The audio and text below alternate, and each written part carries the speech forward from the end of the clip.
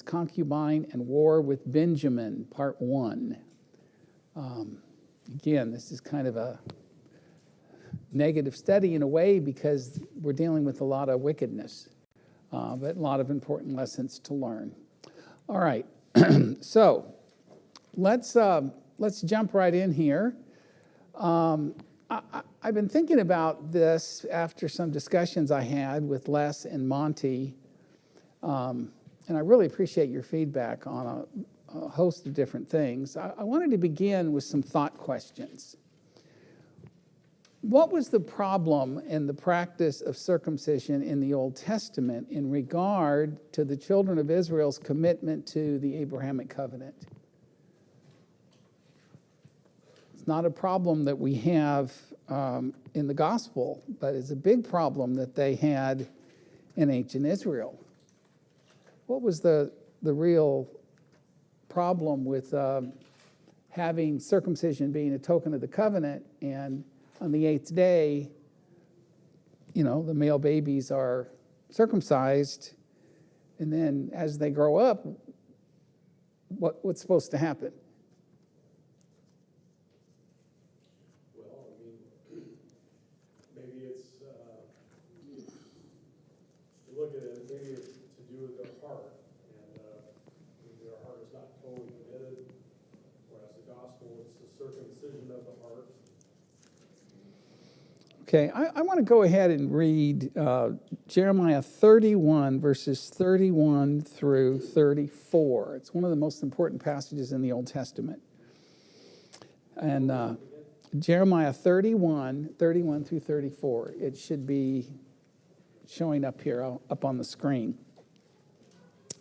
Behold, the day shall come, saith Jehovah, that I will make a new covenant with the house of Israel and with the house of Judah, not according to the covenant that I made with their fathers in the day that I took them by the hand to bring them out of the hand of Egypt, which my covenant they break, although I was a husband unto them, saith Jehovah.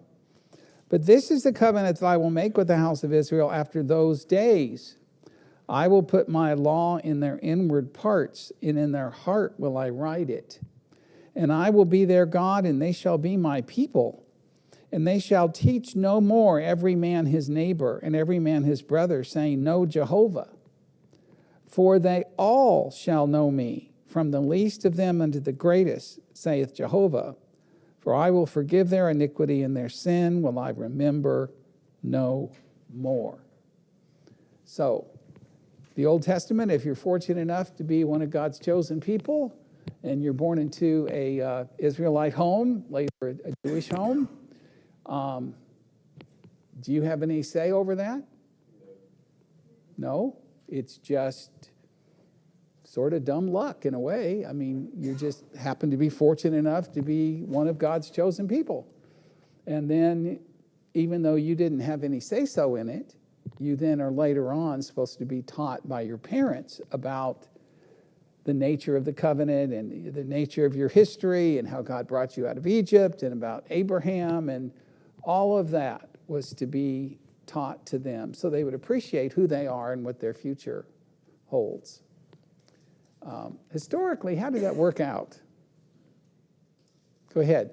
I would say the problem is not with the practice of circumcision. The problem is with parents following up and doing the teaching and the history lessons and making that understanding transfer to the children, which is part of the covenant with God that you're supposed to teach as they walk along the way. So that's the problem. Yeah, but I agree. It wasn't circumcision itself, but that it was supposed to be a token of the covenant relationship they had with God, and it's given upon them when they're little children without any sense of volition. Carl, you have your hand up? Oh, Sue, I'm sorry. I think in a lot of ways for them, at the time it was more ceremonial. And they, just like when they had to do the sacrifices, they went and did them, and they had their sons circumcised, but they didn't live the walk. Yeah, they oftentimes it was just externals rather than internals. Of course, the Bible warns us today about having an outer form of godliness, but denied the power thereof. So that is a problem that we need to make sure doesn't happen with us either. But I love how he says, in the new covenant, the new kingdom, all shall know me. And no one is going to go through the equivalent of circumcision, which is having your sins cut off in baptism. That's the circumcision of Christ, unless they personally have their own faith and they personally choose to do so. I mean, you can teach your children all you want, but ultimately they've got to make up their own decision. You can't do it for them. And that's one of the major distinctions between the way the Old Testament system was set up and the New Testament. This new covenant is going to be better, because the only people that are truly in the kingdom are all people who volunteered and said, yes, I want to be a Christian. Yes, I want to have my sins cut away and be a part of this covenant relationship with God, because I believe personally. And that's a whole lot better than sort of having this given to you as a child, and then later on, oh, by the way, this happened to you because. And so that's what Jeremiah 31:31 tells us. And he also says later on in Ezekiel, when he talks about what's going to happen in this new kingdom, he says, I will sprinkle clean water upon you, and you shall be clean from all your filthiness and from all your idols, and I will cleanse you. And a new heart also will I give you, and a new spirit that I will put within you. And I will take away the stony heart out of your flesh, and I will give you a heart of flesh. And I will put my spirit within you and cause you to walk in my statutes, and you shall keep my ordinances and do them. And ye shall dwell in the land that I gave in your fathers, and ye shall be my people, and I will be your God. And the reason that you do what I've told you to do is because you want to, because you have a heart that is soft and malleable, and it's a good and honest heart that responds to the gospel appropriately. Okay, how does this relate to Samson and the Nazirite vow? Go ahead, Les. Well, his mother made the vow, not him. Yeah, well, God came to his mother and told him, your son's going to be born, and he's going to have this Nazirite vow. And so Samson, he didn't decide this. It was given to him as a gift. This Herculean strength that talks about the power of God coming upon him, and God used him at different times. But he didn't seem to have a heart for God or appreciate what he'd been given, perhaps because it was handed to him and given to him. And so he didn't appreciate it. You know, I think sometimes folks that are raised in Christian homes and just kind of have the truth handed to them on a silver platter, sometimes they don't appreciate the truth nearly like folks who've really had to struggle and learn and fight for it and figure it out on their own later. But I really think, you know, Les brought this up to me at the end of class last time, and I really thought about it this week, and I think he's absolutely right. Because when you study Judges, this kind of leads on to the next thought question, is where did he demonstrate his personal faith to warrant his placement in Hebrews 11, which is, of course, the Faith Hall of Fame?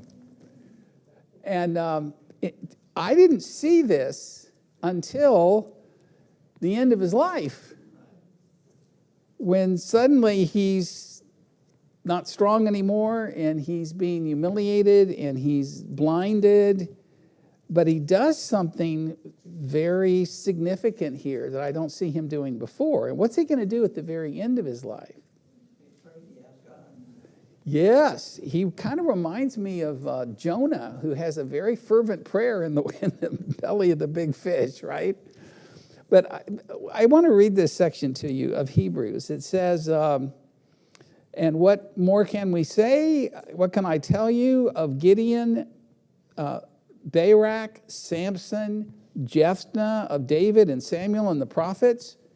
Then he says, whom through faith subdued kingdoms, wrought righteousness, obtained promises, stopped the mouths of lion, quenched the power of fire, escaped the edge of the sword, And then it goes down to verse 39, and in a reference back to all these people, which would include Samson, he says, and these all, having had witness borne to them through their faith, receive not the promise, God having provided some better thing concerning us, that apart from us they should not be made perfect. So these people are all pre-cross. So they didn't understand what you understand. And yet look what they did for their faith. They were just looking forward to the coming Messiah. You've already experienced it. How dare you even think about going back to Judaism? I mean, that's really the point of the Hebrew letter. Okay, Les.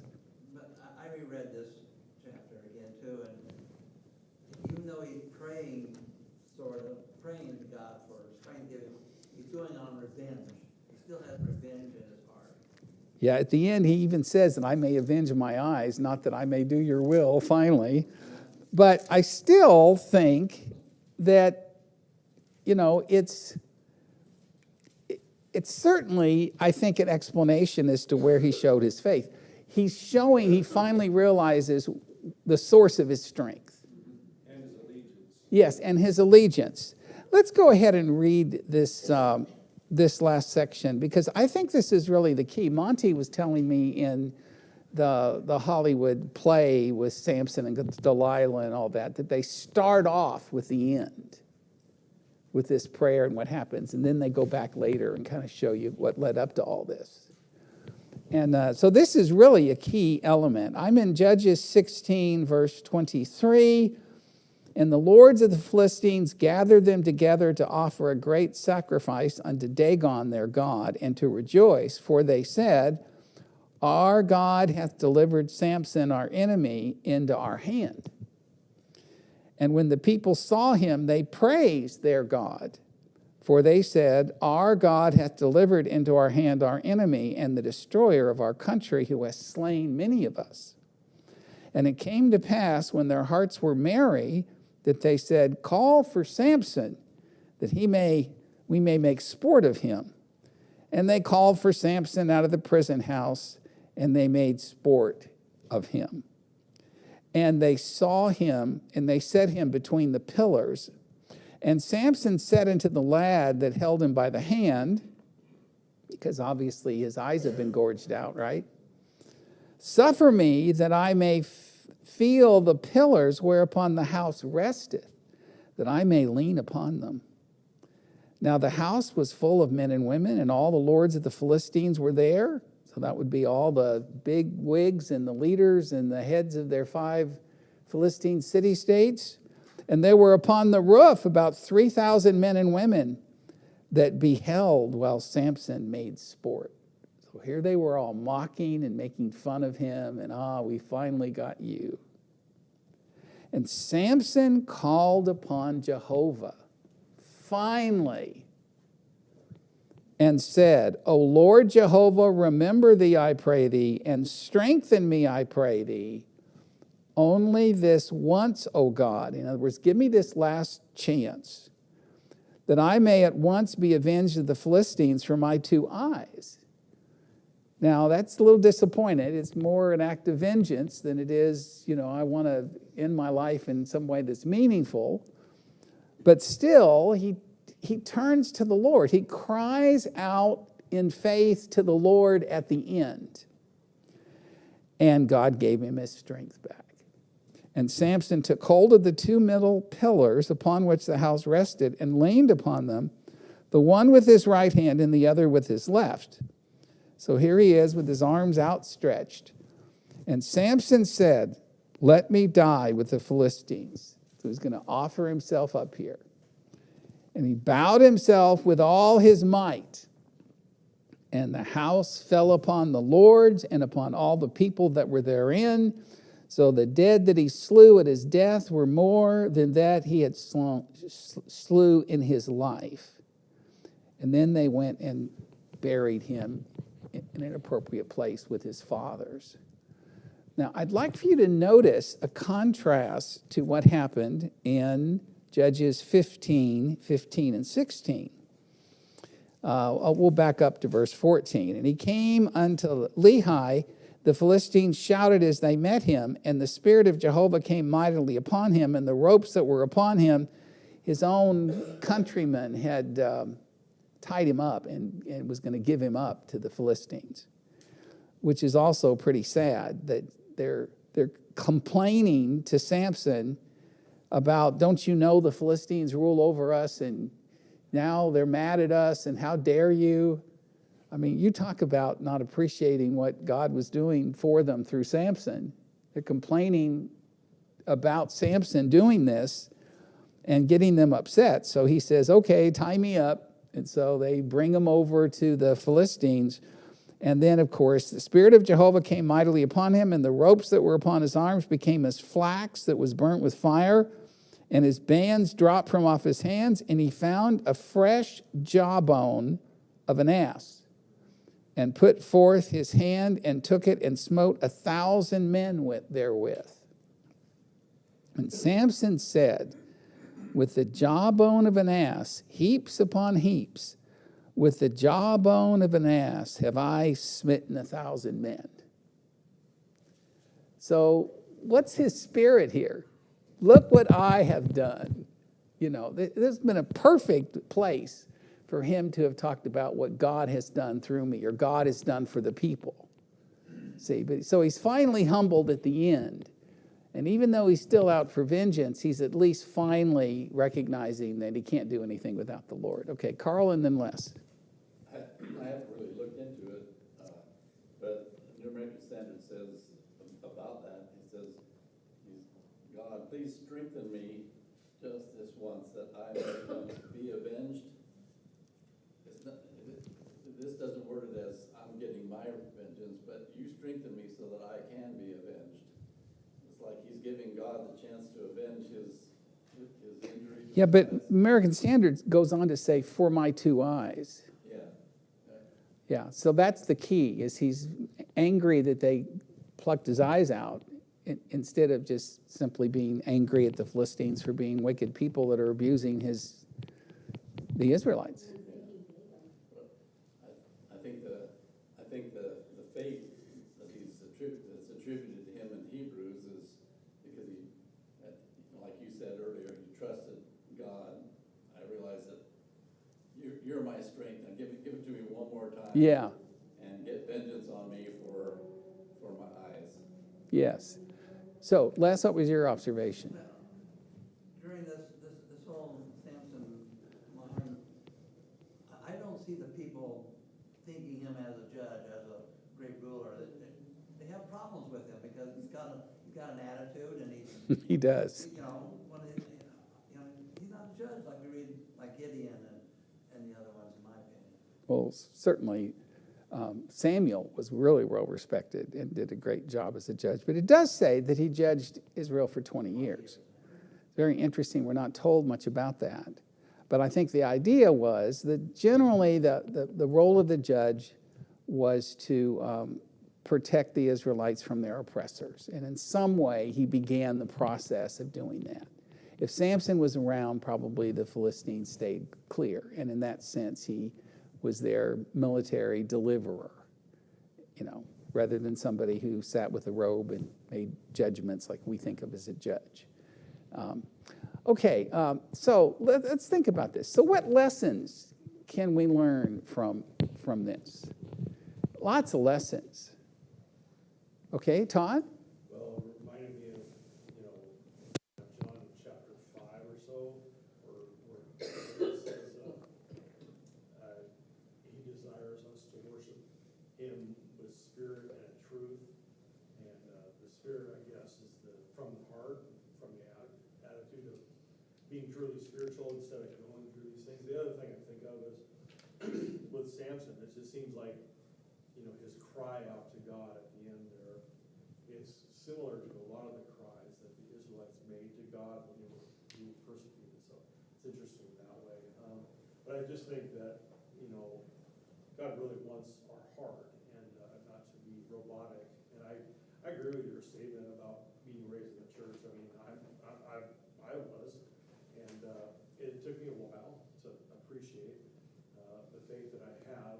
Cheryl, to this day, talks about, just how amazing it was to find a church that was so poor they didn't have a piano, but you know, boy, these people have the Bible, they really care about what God said, and, you know, I think that's interesting, but that's what I see. God really wants our heart, and, even though he had all these other attitudes in the beginning, you know, he finally said, look, God help me, and God did. And, okay, go ahead. Gene? Well, something else that I get also is some of the nature of God that he has. God also has a heart, and he's approachable through prayer. He listens, and he has an intimate relationship with people, and he's approachable truly like a father. And Samson had that relationship. He requested of God, and God granted his wish. He worked with Samson, so to speak. Yeah. God resists the proud and gives grace to the humble. And sadly, a lot of really difficult things often have to happen before someone's humbled. I meant John chapter 4, not 5. Yeah, 4:24. That's the verse you were quoting there. Monty and I were talking about this last week, and I think Monty ended with, as long as there's time, there's hope. Right? I mean, here it is. It's the end of his life.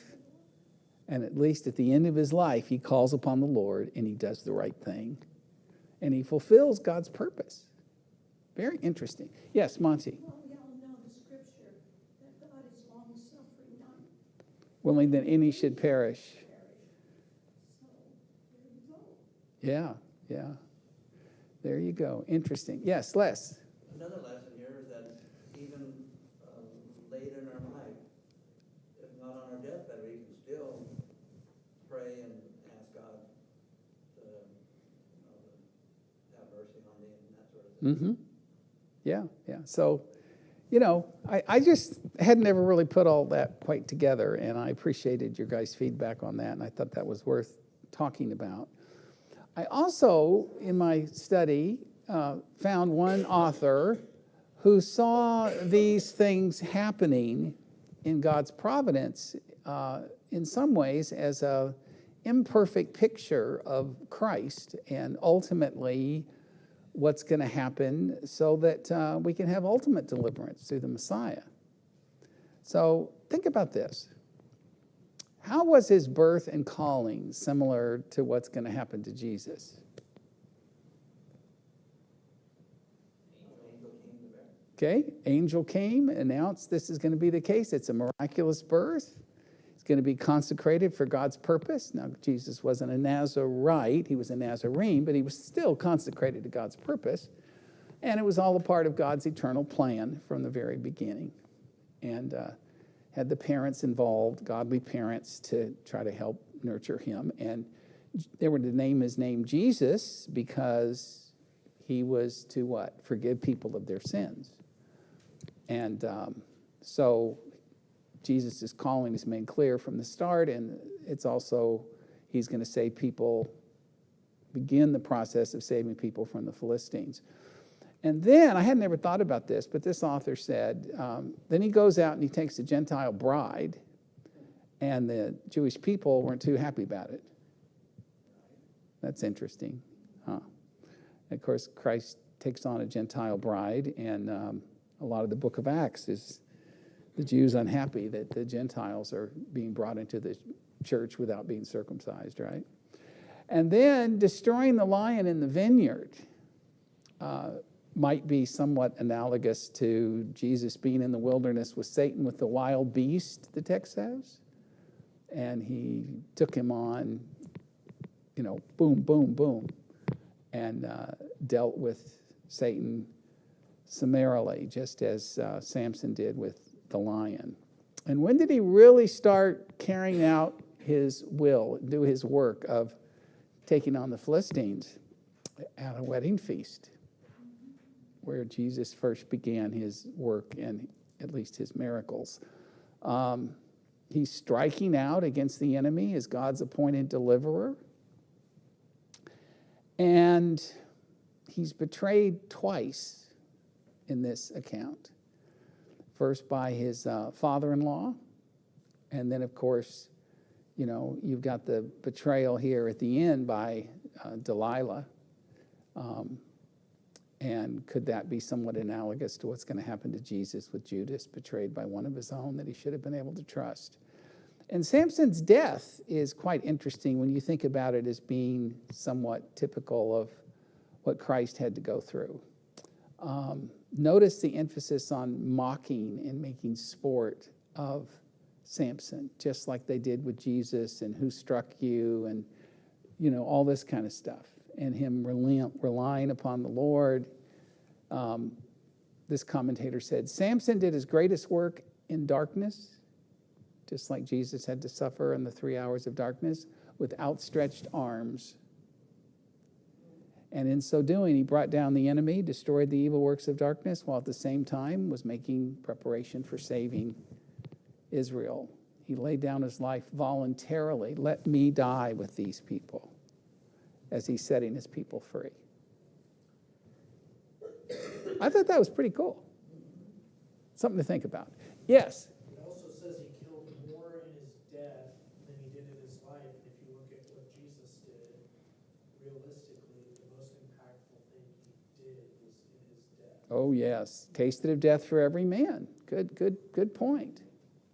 So there's always so much more than just meets the eye. These are not just little children's stories. And so in the time we have left, let's go on to the rest of the questions. Number 4, do you see anything astounding in the response of the Israelites to the Philistines? And what they're referring to here is what I mentioned when in chapter 15, 9 through 12, then the Philistines went up and encamped in Judah. And the men of Judah said, why are you come up against us? And they said, to bind Samson, who has come up, to do to him as he hath done to us. Then 3,000 men of Judah went down to the cleft of the rock and said to Samson, knowest thou not that the Philistines are rulers over us? What's wrong with you? Don't you know we're subjugated to them? What then is this thou hast done unto us? And he said unto them, as they do unto me, so I have done unto them. And they said unto him, that's kind of the opposite of the golden rule, right? And they said unto him, we are come down to bind thee, that we may deliver thee into the hand of the Philistines. And Samson said unto them, swear unto me that you will not fall upon me yourselves. And I think part of that may be he didn't want to be killing any of his fellow Israelites. But it doesn't speak well of the fact that the people weren't really too happy about him being their deliverer. It says of Jesus, he came to his own and his own received him not. Jesus had the same kind of reception. So it shows their lack of faith, but God's going to try to help deliver them anyway. And after Samson had killed 1,000 Philistines, from what did God save him? What argument did he use in his appeal to God? After he gets done killing these Philistines with a jawbone. Remember Shamgar? He also killed a bunch of Philistines with a jawbone.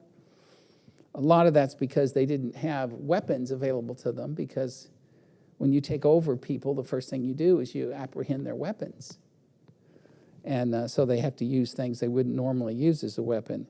And it came to pass, when he had made an end of speaking, that he cast away the jawbone out of his hand, and the place was called Ramoth-Lehi, which is the hill of the jawbone. And he was thirsty, and called on Jehovah, and said, thou hast given this great deliverance by the hand of thy servant. And now shall I die for thirst, and fall into the hand of the uncircumcised. But God clave the hollow place that is in the Lehi, and there came water thereout. Reminds me of what God did for the Israelites several times in the wilderness. Brought water out of the rock. And when he had drunk, his spirit came again, and he revived, whereof he named thereof the place in Hakor, which is the spring of him that called. And he judged Israel in the days of the Philistines 20 years. So that's a kind of an unusual story, isn't it? Yes? And, in verse 18, he's actually giving credit to God for his victory. Yeah, he did do that there, didn't he? In other words, you've given me this strength, and therefore I was doing your will, and here I'm thirsty. And so give me something to drink. It's interesting that he couldn't find anything to drink after having done all of that. But yeah, so at least in this case, he certainly did. So how did Samson leave his mark on the city of Gaza? Or Gaza, I guess. In 16:1 through 3, Samson went to Gaza and saw there a harlot. Some translations say prostitute, so he's just a philanderer. And went in unto her, and it was told the Gazites, saying, Samson is come hither. By the way, one commentator I read said today that it was appropriate that his eyes were gouged out, because his eyes, as he lusted after women, was the main source of his downfall. And so the lust of the eyes are a problem for him, and he's eventually going to lose them. Interesting point. Samson went to Gaza to visit a prostitute, and while he was there, the Philistines decided to ambush him. But he left early at midnight, ripped the gates of the city from the walls and the ground, and carried them to a hill near Hebron, which would have been territory that is controlled by Israel. And Hebron was where Abram stayed for a time. And the word Hebron means friend in Hebrew. So he goes to friendly territory, and shows again his Herculean strength to be able to lift up the gate and then take it uphill and give it to the Israelites. So he's definitely the Incredible Hulk here, right?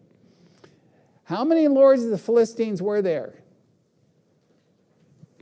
5. 5 lords. By the way, how many stones does David take to go after Goliath? 5 stones. Now, we don't know why he picked 5, but some people say that each one of these Philistine city-states would have had their own Goliath. And so perhaps he was ready to take on some of the others that may have come, because there would have been 5 total. How many pieces of silver was Delilah promised? Yeah, there were 5 lords of the Philistines. She was promised 1,100 pieces of silver from each lord. So that'd be 5 times 1,100. So this would have made her quite wealthy. All right. So what were the 3 answers to the riddle of his strength that Samson told Delilah as he first gave her wrong answers? The first one in 16:7 is he would be helpless if he were what? Bound with 7 fresh bowstrings that had been dried. That didn't work out too well. And then he would be helpless if he were bound with new ropes that had never been used, which also didn't work out. And throughout all of this, Delilah is saying, oh, come on, how come you won't tell me what's going on? If you really love me, you tell me. And of course, what should have been obvious at this point? That that she's going to betray. Yes, absolutely. Why do you think he just fell for this? Jan's shaking her head. What do you think, Jan? With the man. I had a feeling you're shaking your head would come up with something like that. Yeah, he was, somebody said the reason why women spend so much time trying to look nice is because they know most men can see better than they can think. That was certainly true in this case. He would be helpless if the 7 locks of his head were woven and bound with a pin. That didn't work. And then finally, though, what's he doing here? He's talking about if you weave my hair in a certain way. So now he's getting closer and closer to revealing the truth, isn't he? Has he become so weak in his spirit that he just can't tell her no in spite of what he knows it means? I guess it's what happens to a drug addict. They know that what's this going to do to them and how it's going to mess up their life and how it's wrong. And oftentimes they hate the fact they're addicted, but they just become so weak. They just live for the moment. and they just give in anyway. Go ahead. Or he had such a air about him that he thought he could overcome anything. He was strong and he was dependent on himself. And forgot to rely upon. Silly woman, she's not going to overcome me. Yeah. Tell her the truth, and she'd never. Yeah, that very, very well could be what's going on here, that he was overly self-confident after all these other experiences he's had. Certainly should have known better. And so this time he tells her, it's my hair, and says he had to sleep on his knees and all of this, and then cut his hair, shaved him. I thought, man, this guy is a deep sleeper. I mean, I'm that's kind of bizarre to me. You'd think he would have been a little bit cautious as well after all he's been through in the past. But this time he jumps up, and of course he has no strength at all. And so what are the 4 things they do to him when the Philistines finally get a hold of him and he's just like a normal man? First thing they did is what? Put out his eyes. And then they took him to Gaza, which is the Philistine city-state there, and they bound him with bronze shackles, and they made him grind mill at the prison. So Samson, who started off with such great promise, he winds up being blinded, binded, and grinded. Right? That's what sin does to you if you let it. So, let's remember 3 attitudes that will weaken our spirit. The first is self-indulgence. Just gave in to anything his eyes saw that he wanted, especially when it came to women. He's doing stuff for vengeance and resentment, and how dare you do this to me? I'm going to do this back. We talked about last week how that will ruin somebody's spirit. And this is a great example of his carelessness. If you're careless with your time, with your health, with your money, with your words, ultimately going to have to pay a pretty big price. When you're careless with your commitments, you make a commitment, you don't keep it. Damages your character and your reputation. And so he's certainly careless with this Nazirite vow.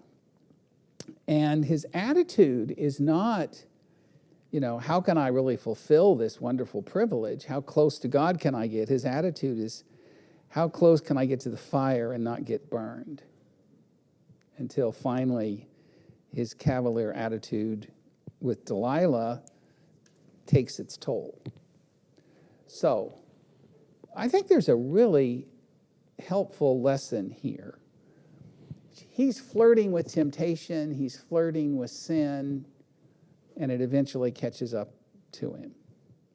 And I think we all need to sometimes look into our own hearts and ask ourselves, what are we flirting with that we shouldn't be? What do we do sometimes that we just know is flat out wrong? The percentage of people, if the statistics are true, that even professed Christians that oftentimes look at pornography, it's just shockingly high. How about cheating on your income tax? You're just, it's no big deal. Flirting with dishonesty. Flirting with maybe a man or woman at work that's, you have no right to be carrying it on with like that. And oftentimes we do it thinking, I can handle it, I can get through this, kind of like what apparently Samson was doing here with Delilah. And so Delilah is really an interesting metaphor for Satan, who tries to seduce us and trick us into doing things that are wrong. And I think those are some of the lessons that we ought to learn from this. He gave in and compromised over and over again until ultimately he was so weak and so blind to the real source of his strength that it becomes his downfall. Nobody ever plans to have their marriage fail, their faith fail, their business fail, their health fail, their finances fail. but it's usually just one little bad decision after another. People don't fall off a cliff overnight. It's in small slippages, leaks. I start to let things slide, and then I wake up one day, and what happens? All of a sudden, you've lost your credibility, you've lost your reputation, lost your willpower, lost your testimony. And so we all have to ask ourselves, a chain is only as strong as its weakest link. So what's the weak link in our lives? What's the area where we tend to have struggles? Is it with self-indulgence? Is it with resentment, holding grudges? Not being forgiving? Or is it just being careless? Not being disciplined? These all relate to our character and to the essence of having a strong spirit. Carelessness weakens my spirit. In what areas can we be careless? And we've already talked about how was Samson careless with his Nazirite vow. Go ahead. Todd, did you have your hand up? Yeah, it reminds me of a great quote that you've taught me since I've been here, and I think we all know it. And that is, sin will take you further than you want to go, keep you longer than you want to stay, and take more from you than you're willing to give. Yep. But then at the end, it's like too late. And so why did you think Samson stayed with Delilah after she first betrayed him? How do people flirt with sin today? The chain's only as strong as its weakest link. Just really good things to think about, huh? Proverbs 18:20. Death and life are in the power of the tongue, and those who love it will eat its fruit. And may I suggest that to be strong in spirit, I must develop good habits so that I can avoid these things that weaken my spirit. And Ephesians 6:10 is such a powerful verse. There's God's part, and then there's my part, or your part. It says, build up your strength in union with the Lord and by means of his mighty power. So our job is to get in union with the Lord. And then God will give us his strength, and we can give him the glory.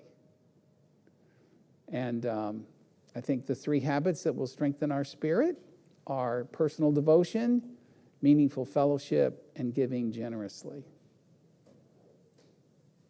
And we don't have time to talk about why that is because we're out of time. And we're going to finally finish Samson and move on to the civil war with Benjamin and the concubine and all that. Next week, we'll go Judges chapter 19. Appreciate your feedback. I just really love this study and love studying here with you. Thanks. Bye.